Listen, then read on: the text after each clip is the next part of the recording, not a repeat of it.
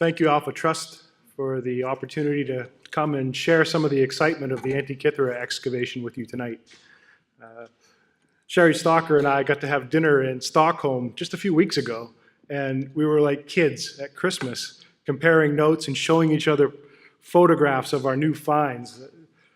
The excavation at Pylos is really quite spectacular, so if you haven't seen the news yet, look it up. It's really quite great.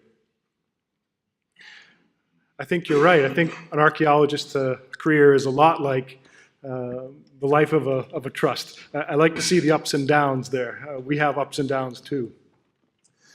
So very quickly, I think we'll get right into this, about 20, 25 minutes. The Antikythera shipwreck is, of course, I'm sure you're all familiar with it. It's a fantastic site. It's perhaps the richest shipwreck ever discovered. It keeps giving us gifts from Poseidon, we call them. For those of you who, let's see if I can find a laser pointer here. Yeah. For those of you who don't know where Antikythera is, we have this handy map on the wall over here, and that's Antikythera right there, in the middle of nowhere, really, or in the middle of everywhere, perhaps. So it's a remote place on the edge of the Aegean, on the edge of the Mediterranean, and a strange place for a shipwreck. Okay. So the story goes, in Easter 1900, a boat full of sponge fishermen from the island of Symi were traveling to Tunisia to fish for sponges. And they happened to put in at Antikythera. They put one of their divers over the side, and he came up screaming about landing on a pile of rotting corpses. Of course, it wasn't rotting corpses. It was sculptures, statues that dated back to the classical and Hellenistic period. So by chance, these men, maybe fishing for dinner, had landed on this spectacular find. And here you see them with their kaiki, the suits. The lawyers from Athens came down to oversee the salvage effort in 1900, 1901. And of course, the thing that we're all familiar with from the Antikythera shipwreck is the mechanism. So here's a 3D model of the largest piece of the mechanism, which we were allowed to make just a couple of years ago, thanks to the National Archaeological Museum here in Athens. A fabulous thing, the type of artifact that made us all rethink what we thought we knew about the ancient world. Incredibly sophisticated. Now, I'm particularly interested in the time period that Sherry Stalker is excavating, the Bronze Age, the dawn of civilization. So it took some convincing for me to go to Antikythera and spend 5, maybe 10 years of my career excavating there. But thinking about the mechanism and thinking about all those other treasures that came up in 1900, and thinking about what Jacques Cousteau and his team found in 1976, we figured that with a systematic scientific approach, with new technologies, we might be able to find things as interesting or more interesting even than the Antikythera mechanism. So an international team has been working at the invitation of your effort of underwater antiquities in the Hellenic Ministry of Culture and Sports since 2012. When the sponge divers started the salvage in 1901, they had one diving dress that they shared among 10 or 12 men. Each dive lasted no longer than 10 minutes, and most of that was spent going down and coming back up. They had maybe 3 minutes on the seafloor at depths beyond 50 meters. Very dangerous, very risky indeed. 2 men were permanently paralyzed. 1 man died diving in 1901 on this wreck. When Cousteau went in 76, they had another new technology. They had scuba diving. There they could spend maybe 20 minutes diving with decompression underneath the keel of Calypso. With our new technologies, we get much, much greater bottom times, much greater safety margins. Now we're spending at least an hour on the bottom carefully excavating. And we get even more time when we use technologies like the exosuit. So we took this out in 2014. This is the first dive exosuit ever made in salt water off of a ship. You can see the Hellenic Navy vessel Thetis up above here. And we tested this technology, and it has some potential for the future. It's a bit clumsy, though. It's like being in a suit of armor from the medieval period. But you can go to 300 meters all day long and come right back up to the ship without paying a decompression penalty. But a better way to go about understanding the shipwreck on the seafloor is through the use of robotics. So this is an autonomous underwater robot, and its carefully mapping the entire wreck site. It's taking stereo camera pictures, about 180,000 pictures, which then get pieced together to make a contour map, a sort of topographical map, a bathymetric map of the seafloor. We ended up mapping 10,500 square meters of seafloor around the wreck with a pixel resolution of about 3 millimeters. So now, when we dive, when we excavate, we know exactly where we are in real world, and we can place all of those artifacts that we find in their original contexts. So a lot of technology, a lot of money spent, and we think it's quite worthwhile to spend this money considering what kind of finds we're making. So of course, we're all professionals. Everyone has trained for years. We have 4 or 5 diving professionals, instructors, who are guardians for the 4 or 5 PhD level archaeologists who have spent years training to be able to do this work. And as you can imagine, we're all very, very professional. We never get excited. It's clinical. Well, not always clinical. Here we are discovering a skeleton.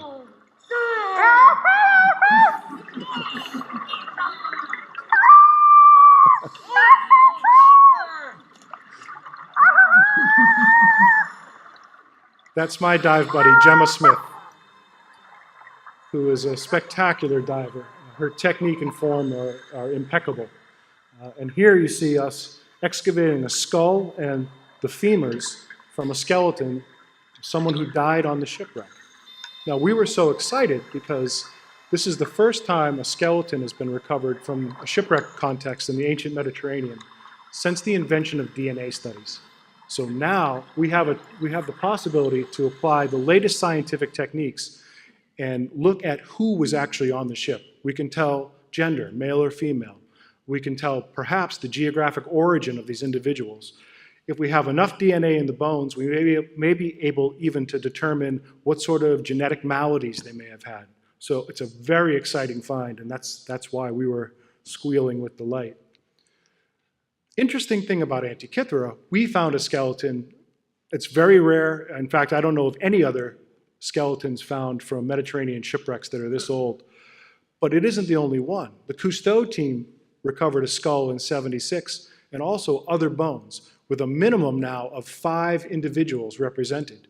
And going back through the records from 1901, the sponge divers also saw a skeleton next to the statues that they were recovering. 6 individuals. It's quite strange. Well, the reason we think that there are so many skeletons appearing on this wreck and nowhere else, we think that this ship was massive. We think that it possibly was a grain carrier, 1,000 tons burden maybe, maybe coming out of the Black Sea area, the Pontic region, and sailing off to the Western Mediterranean. Now, these grain ships were hugely important for the growing economies and urbanization in this period in the 1st century BC, 1st century AD. Without the grain ships, you couldn't feed the population of a big city. Without the grain ships, there could be no Rome, there could be no empire, there could be no modern world. In the same way that we have energy carried in our oil supertankers today, they were carrying their energy in the grain supertankers in the ancient past. So these ships also worked as the first cruise ships. They took the first tourists around the world. You could leave Naples, you could leave Rome, get on board these ships, sail down to Alexandria, get off and go see the pyramids, be a tourist. You could sail and see the Parthenon. You could go into the Black Sea and have a grand tour. So we know that huge ships were being built. Here's an example of an 80-meter long ship from Lake Nemi in Italy, one of Caligula's pleasure barges. Now, we don't think Antikythera was 80 meters long, but here's an example of a massive ship. We've found so much in the last few years that it's difficult to summarize in just a short talk. So I'm going to show you some of the highlights, and then I thought we'd focus on what I think is one of the most interesting things, the sculptures. We know that there was an elite clientele. There's Gemma. That's me. We just found a gold ring. Now, these are something that you don't find every day, except maybe if you're excavating in a gravesite at Pylos. There's Theotokos Theodolou, my co-director for the field operation. And there we are with this fine ring. We know then that there were elite passengers on board. This wasn't the only piece of gold jewelry found. In '76, the Cousteau team found a very, very similar ring. So could these be for children, for young ladies? They're very, very small, only about 12 millimeters inside diameter. And in 1976, these other bits of beautiful gold jewelry also came up. So every dive, every hand fan, every shovel that we turn has the possibility of delivering back to our world something from the ancient past. Some of the other scientific efforts that we're undertaking on this wreck include analysis of the isotopes of lead in the anchors. We have several different anchor styles and materials here, and a lead pipe, which is probably part of the water removal system. There are actually two shipwrecks at Antikythera, Antikythera A, Antikythera B, from the exact same time period, and we wonder if they were sailing together and were lost on the same day. So we take small samples of these lead artifacts and then have them analyzed in the laboratory. More things, hull sheathing, these huge counterweights, the purpose of which we don't know yet, but maybe to help raise the spars and sails, and these sounding weights. This one's particularly interesting because it's marked in Roman pounds. It says 23 on it, and it's a much different style than the heavyweight that you see here. And this thing, at first we didn't know what it was. We thought it was an amphora when we first saw it, but it's 100 kilos of lead. And going back to Thucydides, he wrote about these weapons, these defensive maritime weapons called dolphins. And these would be used like a wrecking ball when a pirate ship or an enemy ship would come alongside and try to board. It would be dropped from the yardarm and smash through the hull of the ship. Now, we only had heard about these through a few written sources from the ancient world. And here we have the first archaeological example of a war dolphin. So one of the things we have planned is to make a replica of this, take it down to the Piraeus, and drop it onto some wooden hulls and see how effective it would be. Maybe instrument it with accelerometers so we can directly measure the impact force. Now, all of these things are interesting in their own right, but they become more interesting as a result of the scientific analysis. It turns out that the geographic source of almost all of the lead artifacts is northern Greece. It's Chalkidiki. Now, this is equipment that was built into the ship at the time of first construction, in addition to some of the equipment that was easily transported. That sounding weight that was marked 23 Roman pounds, that's the outlier, which sort of proves the case for us. That one looks like it came from lead that was mined in the Iberian Peninsula, maybe the Rio Tinto mines in Spain. What we're looking at, we think, is a Greek-built grain ship. And that, I think, is a spectacular conclusion. Grain ship makes sense. You need that kind of space to move 36 life-size or colossal marble statues, plus the bronze statues that were on board. How would you move something so valuable, yet so delicate, in a seaway where the ship's bouncing up and down? If you packed it with grain around it, then not only would you protect your sculptures, but when you arrived at your destination, you could sell that grain and make a profit from your dunnage, from your ballast. So here are some of these marble sculptures in the outside storeroom at the National Archaeological Museum. And we hope that we can 3D model these and compare them against later copies of other sculptures. And even though they're so badly eroded, maybe even determine what they were, who they represented. An example of that is, here's the Heracles Farnese, the weary Heracles. It's a huge sculpture. This man right here is bigger than I am, Ed O'Brien, and he's dwarfed by this Heracles. And here's the one that's in Naples, a later copy. This would have been originally cast in bronze and then copied in marble. But you can see it's just the same exact motif. It's the same sculpture. But the bronzes are the thing that really fire my imagination. The best preserved bronze from Antikythera is the so-called youth. And who he represents, we don't know. It could be Paris, holding the apple of strife, the event that ultimately launches the Trojan War. So he was found in bits and pieces and then was reconstructed. All of the sculptures we expect are going to be smashed into bits. But as this one shows, we can put them back together and display them in their former glory. There are these orphans in the National Museum which came up during the 1901 salvage. The sponge divers brought up all these different feet. Now, these weren't new statues. They had been mounted in their marble bases, and we can tell because they have the lead plugs at the bottom of their feet. So some of these sculptures could have been hundreds of years old when the ship sank in the 1st century BC. A particularly interesting one, orphaned from this wreck, is the left arm of a boxer. You can see his boxing glove here. And in the 1st century and in the classical period, boxing was really a blood sport. So you'd have barbs, metal barbs on your boxing glove. And if you survived the bout, it would be quite a feat in itself. So we hope that the rest of this boxer is down there because we think this represents a statue that has no copies. There is the well-known boxer statue that was found in the Palace of Diocletian in Rome, in the baths, the so-called terme boxer, or the boxer at rest. And this is what I hope we're going to find, something like this. Not just a beautiful work of art, not just an expression of human endeavor, but an object of technological grace. He looks all green now, but there were many different alloys of metal used when he was cast. So he has silver teeth that were inlaid with that metal. He's got drops of pure crimson copper, blood, coming down onto his leg. Another alloy under his eye shows a big purple bruise. So wonderful things, not just for the sake of the art, but for the sake of the technology, the technique that went into casting them. And who knows, maybe we'll find the rest of that boxer on the seafloor. These sculptures are incredibly rare. In the entire world, there are perhaps 50 bronze sculptures from the classical and Hellenistic periods still in existence. At Antikythera, we think we have 9 more waiting to be discovered. So we're looking at an almost 20% increase in the total population of bronze sculptures from the ancient world. That would be huge. You cannot put a price on these. This boxer, he could never be sold, but what would he be auctioned for? Hundreds of millions of dollars, I should think. So these gifts from Poseidon, they continue. More objects that have never been seen in an archaeological context. From 2014, the first bronze sculpture element that we found, a 2-meter-long bronze spear.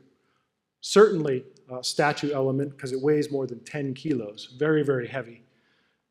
Now, who held the spear? Could it be Athena Promachus, Athena who leads from the front? Could it be Achilles? Could it be an emperor? We don't know. But when we brought this up, we thought, this is remarkable. It's the first bronze spear ever recovered from an archaeological context. That's really, really special. Well, Antikythera is the gift that keeps on giving. Here's that spear point. The next year we went back, and lo and behold, on one of the second or third dive, here's Alexandros Sotiriou with a metal detecting hit, and he finds a second spear, a different style of spear. So there must be warrior statues that we have yet to discover. This one was a different style, as I said, only about 7 kilos, with a much finer point. So we may be looking at indications of different kinds of arms for different kinds of enemies. And here's that fine point on it.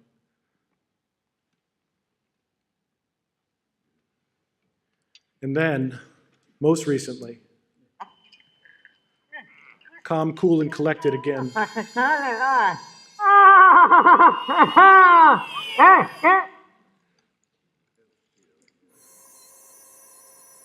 Under nearly a meter of sediment and rock. The right arm of a hull. Okay. From a new sculpture.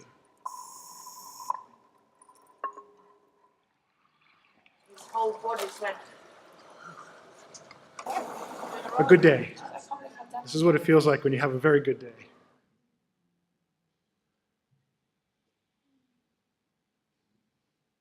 This is undergoing conservation right now at the effort of Underwater Antiquities, and we hope will be displayed very soon. Now, the problem before us is we got not just this bronze arm this past season, we also got a section of garment, a section of hamartion in bronze, but it was underneath this big boulder. So what happened was, sometime around 70 BC, this ship hit the cliff at Antikythera, and it sank down a vertical wall, and it came to rest on the slope underneath this vertical wall. And then over the centuries, there was a series of massive earthquakes. There was one in the 4th century AD that uplifted the entire island by 3 meters. And all these rocks came tumbling down onto the shipwreck. So not only have we found in this area, in this locus, the bronze statue elements, but we've now found the ribs of the ship, the frames of the ship. So there's a huge section of intact vessel underneath these boulders. And that's terribly exciting because it means that we're there. We're in the main cargo hold. All we have to do now is move like 10-ton boulders. It should be simple. When Jacques Cousteau first visited this site in 1953, he dived it for 1 day. And he said, I think this is going to cost, well, in today's dollars, it would be $2 million to excavate it. And he was close. We're spending just under $1 million a year on this site to excavate it.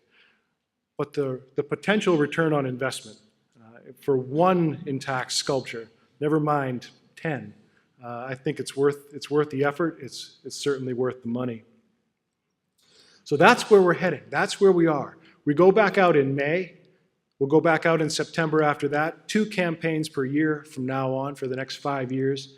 We'll move these boulders. We'll excavate down under that rock, under that sediment, and there should be a series of finds, almost daily, series of spectacular finds. So stay tuned. Stay tuned.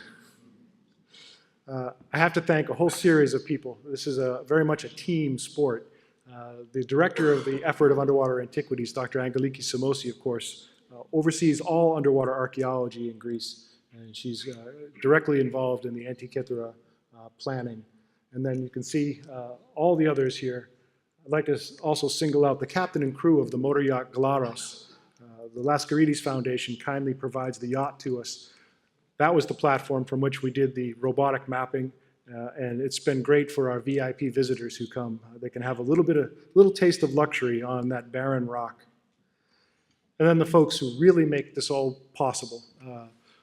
Hublot, the luxury horology company, kindly gave us not just diving watches, but direct sponsorship for the project. Swords Point Foundation, another private equity management company in the United States. And you'll see some familiar names and faces here, or logos here. Cosmote, Costa Navarino, the Laskaridis Foundation, and of course the municipalities of Kythera and Antikythera. So that's where we are, and that's what's coming next. Thank you for your attention.